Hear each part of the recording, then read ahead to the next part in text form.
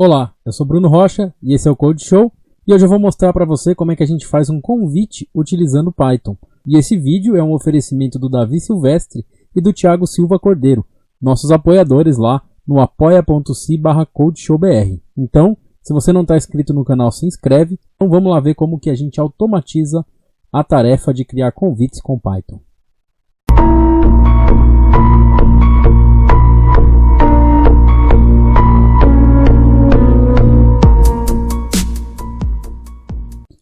Bom, a motivação para esse vídeo aqui é o fato de que meu filho vai completar 1 ano e a gente queria um jeito fácil de convidar todo mundo, né? Vai ser uma festa pequena para a família, mas tem um pouco mais de 30 convidados. E a gente não queria ter que ficar imprimindo convite. O que a gente pensou foi em pegar uma imagem de template, como essa que eu peguei aqui, ó, e a gente vai preencher os dados que a gente quer aqui, né? Os textos, dá até para colocar imagem, sobrepor esse tipo de coisa.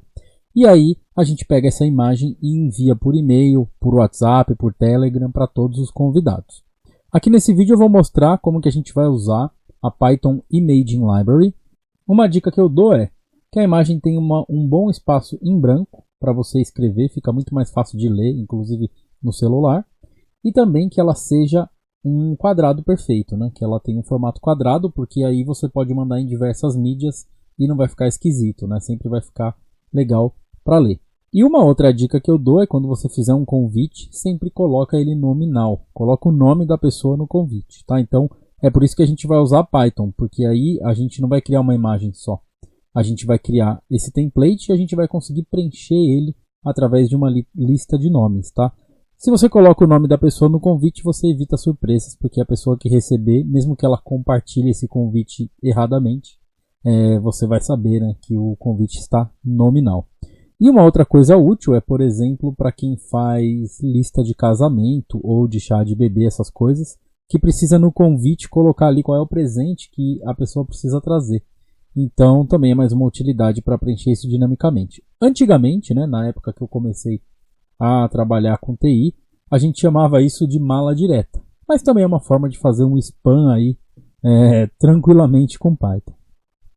Para fazer isso, a gente vai usar a Python Imaging Library, também chamada de PIL, P-I-L. Acontece que a PIL ela é uma biblioteca muito antiga, né? Ela está aí, se eu não me engano, desde o Python 1.5 disponível, e chegou um determinado momento que ela parou de ser atualizada. E aí o que aconteceu? Ela foi clonada, fizeram um fork dela e a comunidade continuou o projeto até os dias de hoje, né? Inclusive existe uma empresa por trás chamada Tidelift, que é a empresa que patrocina o projeto e que utiliza a PIL no modelo Enterprise. Então ela tem um modelo Enterprise para quem, por exemplo, desenvolve games e faz aqueles stylings para game. A maioria das empresas que desenvolve game acaba tendo algum script Python ali para trabalhar as imagens. Então o Pillow é uma biblioteca Python que ela expõe uma série de classes. Então, por exemplo, a classe Image, que é a principal que a gente vai usar, e os métodos são bem intuitivos, como por exemplo o método Open, que serve para a gente abrir uma imagem, e a gente passa aqui o endereço da imagem, e a partir do momento que a gente tem a imagem aberta, a gente pode, por exemplo, fazer um rotate na imagem, né? Rotacionar ela, e a gente passa ali qual é o grau, né, que a gente quer rotacionar, e aqui tem a descrição detalhada de cada uma dessas funções, aí, desses métodos. Por exemplo, se você quiser deixar a imagem transparente, a gente pode utilizar o Alpha Composite.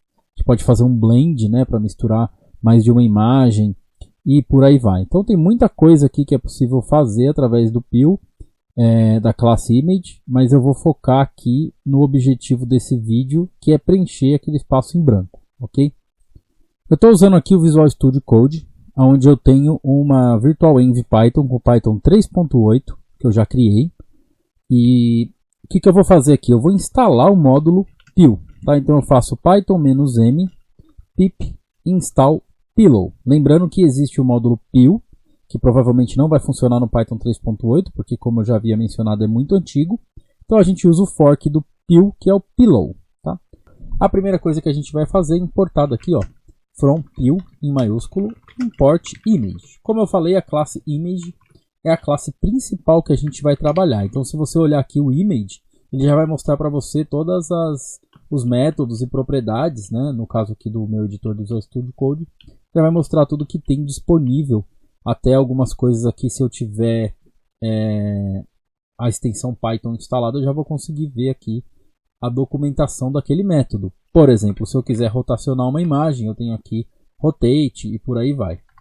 O método mais importante que a gente vai usar agora é o método open. Ó. Então ele abre uma imagem que a gente vai identificar através do FP aqui, que é um path, né? Um file path, um path para um arquivo. Então a gente vai passar o path onde está o arquivo e ele vai abrir para a gente esse arquivo. Então no meu caso, ó, como eu falei para vocês, a gente tem esse template aqui, ó, que é uma imagem vazia.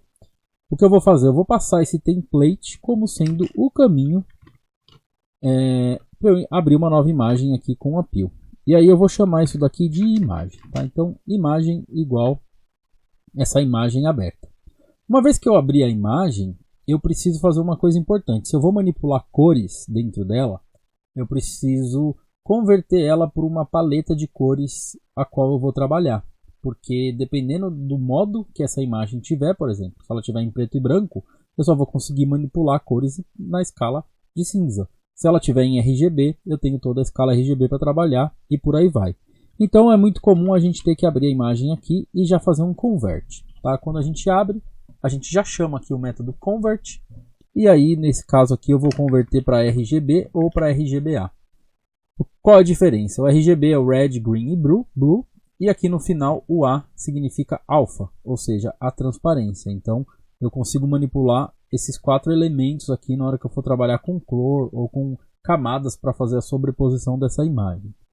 Uma vez que eu tenho a imagem aberta, eu consigo, através dessa imagem, salvar uma nova imagem. Então, por exemplo, eu vou salvar essa imagem convertida para RGBA. Então eu faço aqui Save. E eu vou salvar ela com o nome de nova imagem.png. Então o que eu estou fazendo aqui? Deixa eu só corrigir aqui, ó. Imagem.save, nova imagem.png. Eu estou abrindo a minha imagem original, que é aquele template, convertendo para RGB e salvando ela de novo como uma nova imagem. Se eu executar, ó, aqui no Visual Studio Code, se eu fizer Ctrl Shift B, Ctrl Shift B, ele vai executar para mim esse arquivo, ó lá, e ele já vai criar aqui para mim a nova imagem que eu posso abrir. Então, basicamente não mudou nada, a única coisa que mudou é a paleta de cores dela, que ao olho assim é praticamente imperceptível. Mas eu vou deixar ela aberta aqui porque ela vai ser bastante útil para a gente acompanhar o resultado aí desse experimento. Tá? Então, a imagem está aqui desse lado, vou deixar ela menorzinha aqui para a gente ter mais espaço para o código. E aqui a gente vai alterando ela. Então essa parte aqui de salvar a imagem eu vou colocar aqui no final. E aqui no meio é onde a gente vai manipular. De acordo com a documentação lá da Appeal, tem muita coisa que a gente pode fazer. Por exemplo, eu posso fazer assim, ó, imagem.rotate. E aí eu coloco aqui, por exemplo, 45 graus, Ctrl Shift B. E aí ele vai rotacionar a imagem para mim. Deixa eu voltar aqui. Eu posso aplicar filtros, tá? Então, dentro da Appeal eu consigo, por exemplo, fazer isso aqui, ó, Image Filter. Image Filter. Então eu importo a classe Image Filter.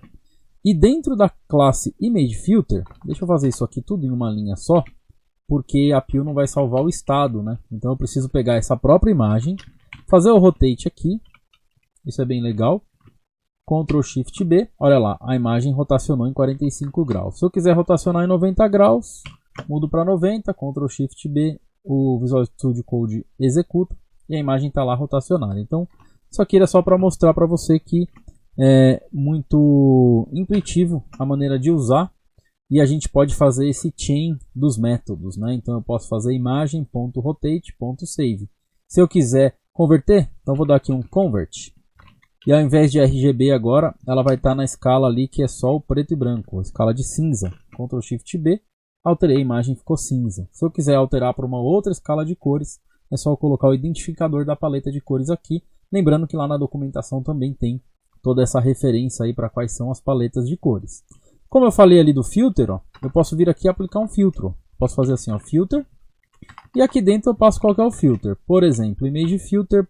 Eu sei que eu tenho aqui um Gaussian blur. Tá? O que é um Gaussian blur? É aquele blur que deixa a imagem um pouco. Parece que você está com um grau muito alto ali no seu óculos ou que você está sem óculos. Você vai ver a imagem toda embaçada. Essa é a palavra que eu estava procurando.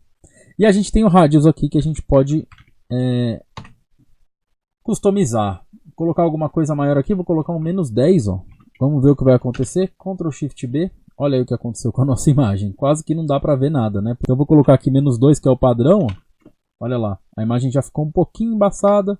Se eu colocar -5, ela vai ficar um pouquinho mais. Então o filtro serve para isso. E existem vários filtros, né? Se você pegar aqui a classe Image Filter, a gente pode inspecionar todos os filtros que ela tem. Se você conhece um pouquinho de edição de imagem aí, você vai conseguir ver que tem aqui, ó, Division, Blur, Kernel, Filter, e aqui vai ter um monte de nome, por exemplo, Sharpen, que é para deixar a nitidez um pouco melhor, Smooth, que é para dar suavidade, e um monte de tipo de máscaras aqui.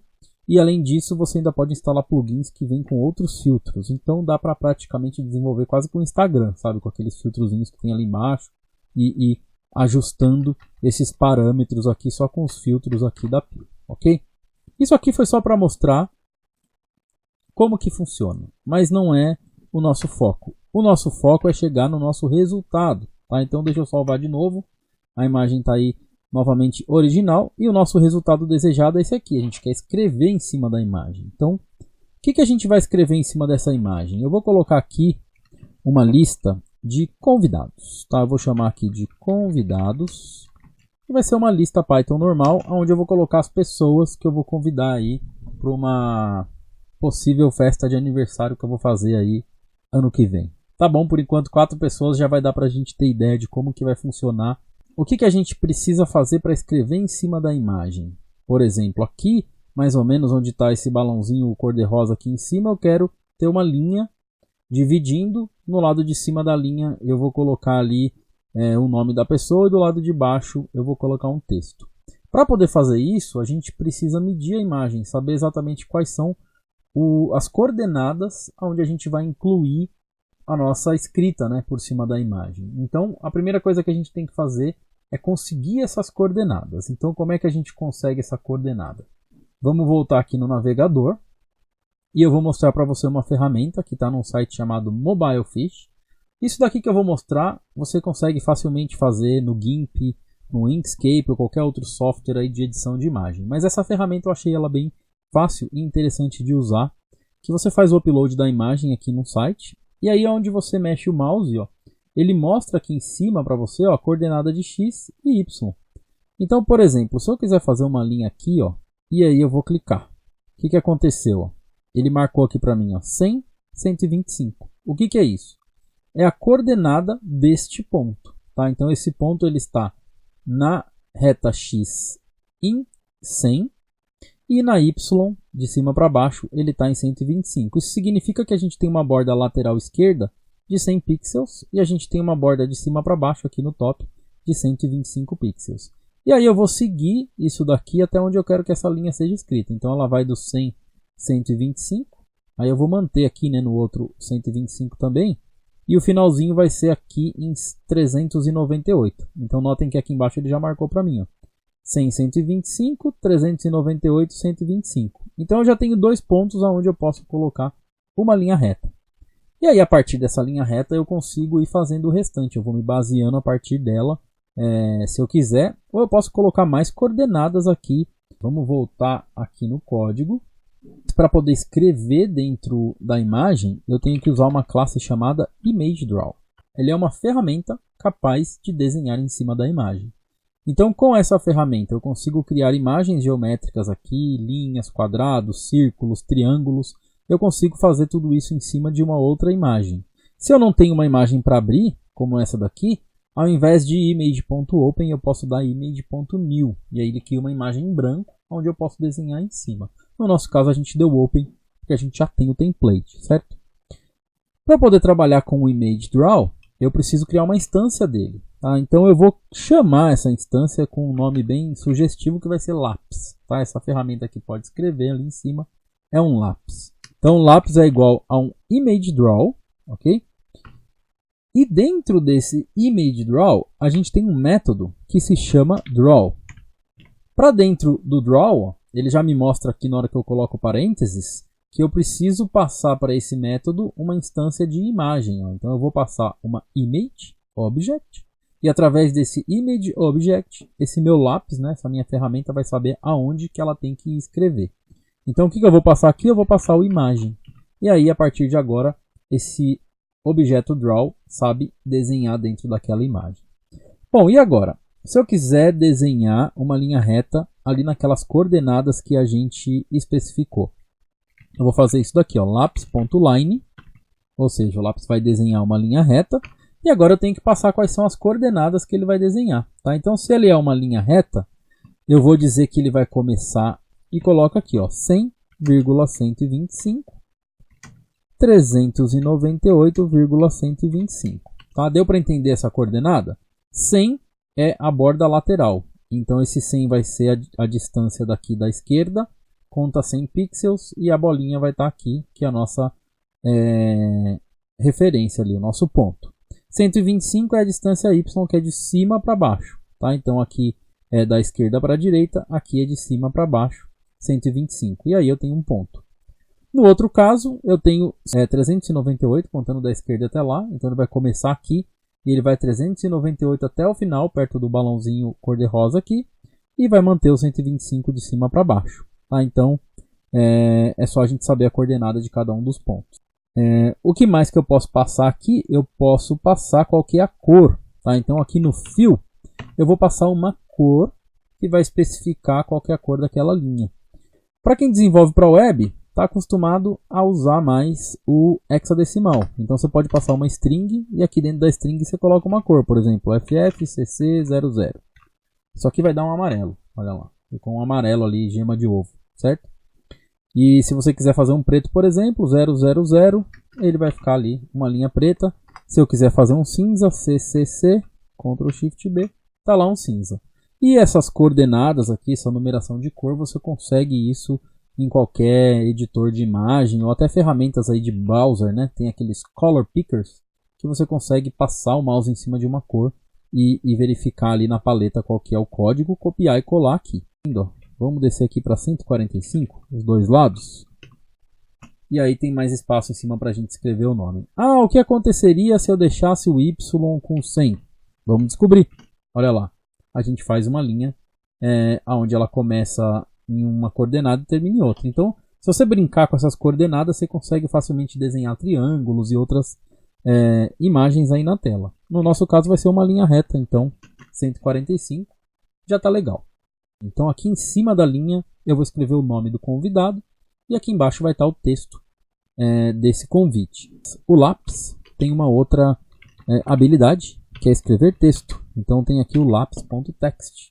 Todos esses métodos de desenho em cima da imagem, eles têm uma assinatura bem similar. Então notem que ele vai receber as coordenadas de x e y, ele vai receber o texto, o espaçamento, a fonte, um alinhamento e por aí vai. Alguns recebem mais parâmetros e outros menos, mas segue a mesma linha.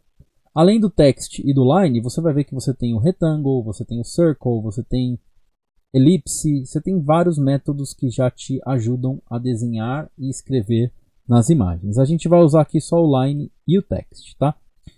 A coordenada do text ela é um pouquinho diferente da line. A line, a gente passou aqui, ó, os dois primeiros elementos são o x e os dois últimos elementos é a coordenada do y, que é o final da linha, porque a linha tem que começar e terminar em um lugar específico. O texto não. O texto ele só tem que começar num lugar específico. Ele não tem que terminar, porque o tamanho que ele vai terminar vai depender do tamanho do texto que você escrever. Então isso daí é variável, dinâmico. Então a gente vai passar aqui só um ponto. Tá? Qual que é esse um ponto? É onde o texto vai começar. Então eu vou copiar aqui, ó, o 100 e o 145, que é exatamente onde começou essa linha. E a gente vai escrever o texto bem ali. Depois que eu passo qual é a coordenada onde essa minha ferramenta lápis vai escrever, eu preciso passar qual é o texto. Tá? Então o texto vai ser Olá, fulano. Depois a gente vai preencher o nome de todos os convidados ali. E eu preciso dizer qual é a cor. Tá? Fill igual. No meu caso eu vou colocar em preto mesmo, que é 000, porque eu não lembro de cabeça outra cor aí em hexadecimal. Olha lá o que aconteceu. Ele escreveu aqui embaixo da imagem, ó, bem pequenininho, Olá, fulano. Para poder customizar o texto, a gente vai usar uma outra classe chamada ImageFont. E com a Image Font a gente consegue fazer umas coisas legais, que é, por exemplo, instanciar uma fonte. Ó, eu vou chamar isso aqui de fonte 1. E a fonte 1 ela vai ser uma instância de Image Font. Porém, a Image Font, para criar instâncias, ela também usa o Builder Pattern. Então, dentro dela ela tem factories ali, onde você pode, por exemplo, criar uma fonte TrueType. Então, eu já baixei duas aqui, ó, aleatoriamente. Eu nem escolhi as fontes. Então, a gente vai ver agora como que elas se parecem. E eu vou deixar aqui na descrição do vídeo um site bem legal que se chama 1001 Free Fonts, que tem 1001 fontes gratuitas para você baixar e utilizar. Todos são arquivos TTF, tá? Então o que eu passo aqui? Qual é o caminho da minha fonte? Esse daqui vai ser o fonte1.ttf. Um parâmetro que eu posso passar é o tamanho. Então no meu caso vai ser o tamanho 35. Eu preciso passar ela para o meu lápis. E aí eu digo que, ó, a hora que você escreveu lá fulano, utilize a fonte 1. Tá? Então olha ali o que aconteceu. Eu rodei e agora a fonte utiliza aqui a fonte que eu baixei como fonte 1. Não me pergunte o nome dessa fonte porque eu não sei. Eu baixei aleatoriamente. Tá quase lá, né? Porque na verdade o que eu queria é que a fonte ficasse para cima dessa linha e não para baixo. Então agora eu tenho duas opções. Ou eu abaixo essa linha ou eu subo a fonte. Então eu vou fazer o seguinte. Eu vou tentar subir o texto. Se aqui o texto estava em 145 e ele ficou ali para baixo, eu posso imaginar que se a fonte tem 35 e o texto tem 5, eu posso subir uns 45. Então eu vou colocar que ele vai ficar em 100. Dou Ctrl Shift B, olha lá, tá quase, né? Porque ele ficou em 100, só que eu preciso jogar ele um pouquinho para lá. Para eu jogar ele um pouquinho para lá, eu mudo essa coordenada aqui para 125 e agora tá perfeito, ó. Olá, ali onde a gente vai pôr o nome da pessoa, do convidado, e agora a gente pode passar para escrever o restante. Então eu posso copiar essa parte do código, onde eu escrevi o nome, e aqui embaixo eu colocar o restante do texto. Uma coisa que eu gosto de fazer quando eu estou fazendo esse tipo de script é seguir a ordem lógica dos elementos na parte visual. Então eu costumo fazer isso com HTML, CSS e também quando eu estou trabalhando com imagem dentro de uma linguagem de programação como Python. Então se o texto é o que veio primeiro, esse daqui, eu coloco o código dele primeiro. Se a linha aparece ali em segundo, eu coloco ela aqui em segundo, então eu vou seguir na mesma ordem que está ali. Fica mais fácil de olhar para a imagem e saber aonde que ela está definida ali no texto, sem a gente precisar ficar colocando aquele monte de comentário inútil no código, tá? Qual que é o próximo texto que eu vou colocar aqui, ó? Eu vou colocar assim, você está convidado para... Não, vou colocar assim, ó, que fica mais neutro. Venha ao meu aniversário. Então essa aqui vai ser a minha segunda linha de texto. Vou mudar um pouquinho a cor, vou colocar aqui um DDD. A gente já vê o que vai acontecer com essa cor aí. E para esse outro texto, eu vou criar uma nova instância de fonte. Tá? Então eu vou copiar essa aqui, vai ser a fonte 2. E o arquivo dela vai ser o fonte2.ttf. Porque eu tenho duas fontes aqui. Voltando aqui a esta chamada do text, venha ao meu aniversário. É só eu mudar aqui qual é a fonte e a coordenada. Eu posso voltar naquela ferramenta lá e ficar medindo lá qual que é o ponto que eu quero desenhar. Mas se eu já tenho essa linha e eu já sei a coordenada, eu posso ir fazendo na tentativa ali, que às vezes fica mais fácil. Então eu já sei que aqui é 100 e eu já sei que aqui é 145. Então eu quero que ele mantenha o 100, mas que ele vá um pouquinho abaixo do 145. Então aqui na esquerda eu vou manter o 100 e aqui eu vou abaixo do 145. Vamos colocar aqui 160. E aí a gente descobre o que vai acontecer. Escreveu ali, venha ao meu aniversário.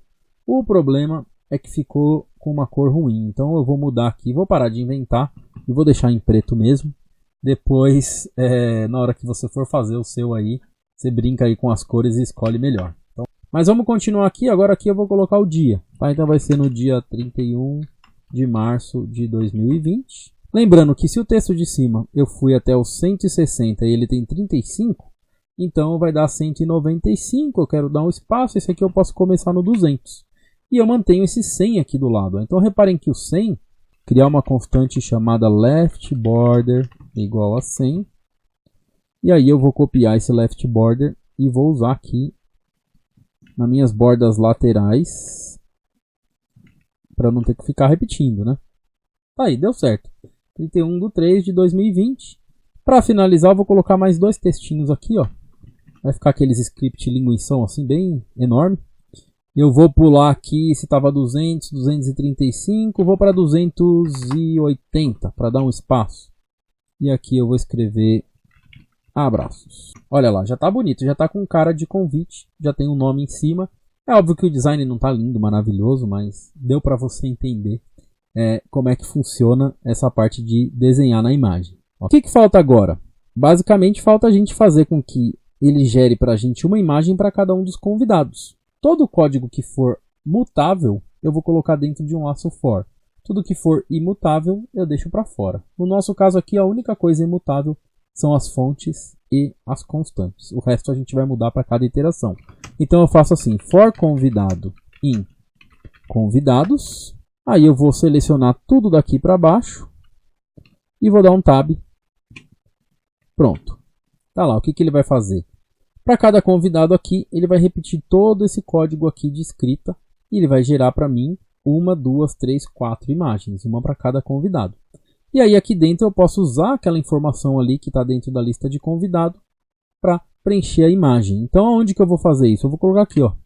Vou transformar esse nome em uma f-string. Tá? O que é uma f-string? É uma string especial do Python 3 que permite que eu faça interpolação de variáveis. Então aqui dentro eu vou colocar assim, ó, convidado.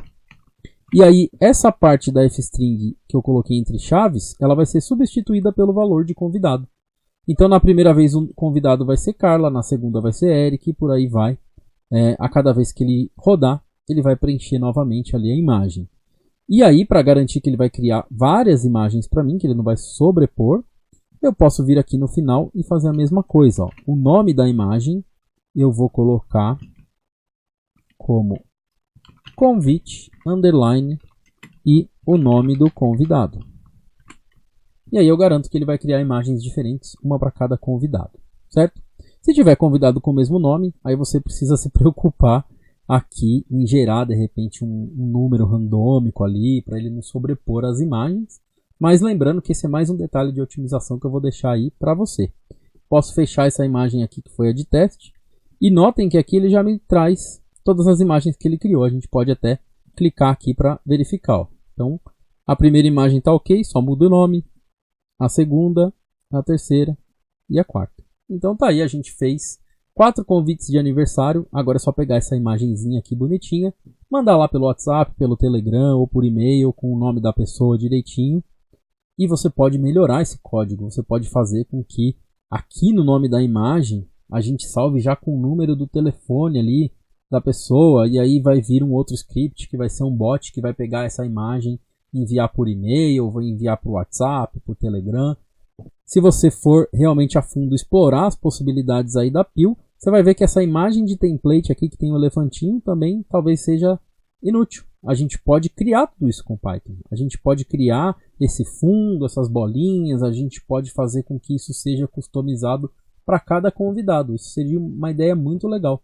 Para cada convidado, você coloca ali um setzinho de imagens que você acha que tem a ver com aquele convidado. Daria mais trabalho, mas ficaria bem divertido fazer um convite mais customizado. E se você for além, você pode usar até inteligência artificial. Ou seja, um simples script para fazer convite pode virar aí um projeto aí de alguém. Então, por favor, se você achou interessante essa solução aqui, se você achou o código que tem algo que precisa ser melhorado, por favor, comenta aqui e vamos interagir, inclusive lá no Telegram, t.me/codeshowbr.